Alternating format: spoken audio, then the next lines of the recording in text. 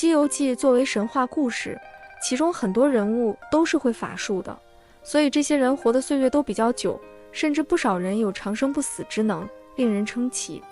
不过要说到最为奇怪的人和事，是金池长老。作为神仙或者妖怪，他们能活很久，是因为他们会法术，但这个金池长老不同，他乃是一介凡人，却活了270岁，这非比寻常。这老头为啥能活这么久呢？金池长老也算是个传奇人物了。他原本是观音禅院的老住持，因为贪念唐僧的袈裟，所以心生歹念，想要烧死唐僧师徒，结果却被孙悟空识破了把戏，倒是把观音禅院给烧了，令人耻笑。金池长老偷鸡不成蚀把米，让人有幸灾乐祸的感觉，但随后金池长老的操作却让众人心惊了，因为金池长老竟然自杀了。不得不说，金池长老也算是个人物了，竟然因为丢脸而自杀，比那些不在乎颜面的人好多了。更为重要的是，当时的金池长老已经270岁了，活到了这种岁数的凡人，应该是非常吝惜自己的生命，但金池长老却选择了自杀，说实话，还是挺让人佩服的。说完金池长老的结局，我们再回到他的年龄问题。原文写明了，金池长老就是个凡人，且他最终撞墙自杀，轻易身死，这就说明他本身没有法力，确实是个肉体凡胎。那么为何他能够活得这么久，打破了众人的认知呢？事实上，金池长老一介凡人能活270岁而不死，主要是因为3个原因，其中第3个原因最为重要。金池长老是观音禅院的住持，在观音禅院的地位非常高，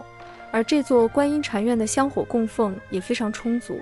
所以说金池长老的生活其实是非常富足的，毫无压力的。当初孙悟空到达观音禅院，向金池长老展示袈裟时，金池长老也展示了他收藏的几百件华丽的袈裟，这其实就间接说明了金池长老的生活富足。也正是在这种轻松富足的氛围中，金池长老才能活这么久。试想一下，若是他在一个穷苦人家，吃不饱穿不暖，他怎么可能活这么久？身为主持，金池长老算是观音禅院的老大了，手下一大批小弟，他活着基本就是为了享受，基本不用干重活，用养尊处优来形容他，毫不为过。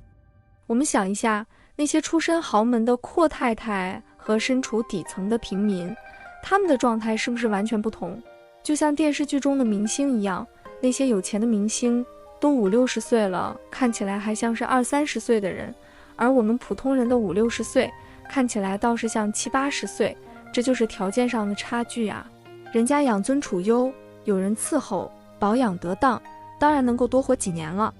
除了前面的物质条件和较高的地位之外，金池长老之所以能够活这么久，还有个重要的原因，那就是他有个厉害的朋友，这个朋友便是黑熊精。当初观音来组建取经队伍时，如来给了观音3个紧箍，以防唐僧的3个徒弟不听话。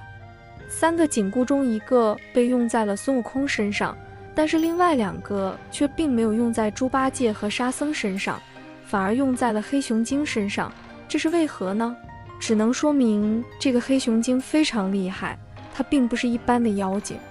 后续发生的故事也证明了，观音菩萨确实对黑熊精高看了一眼，这个黑熊精有独特的点。而金池长老之所以能够活到270岁，其实也是因为黑熊精传了他养神服气之法。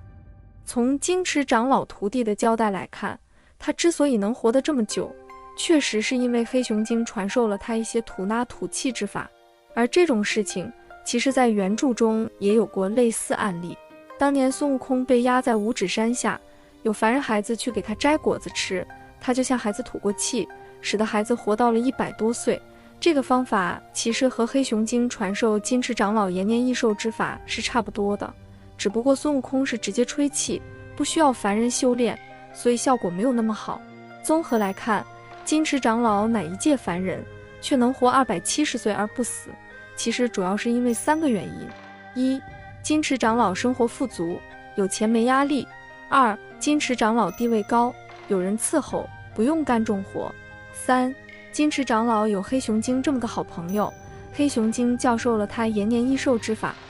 对此你怎么看待呢？欢迎留言讨论。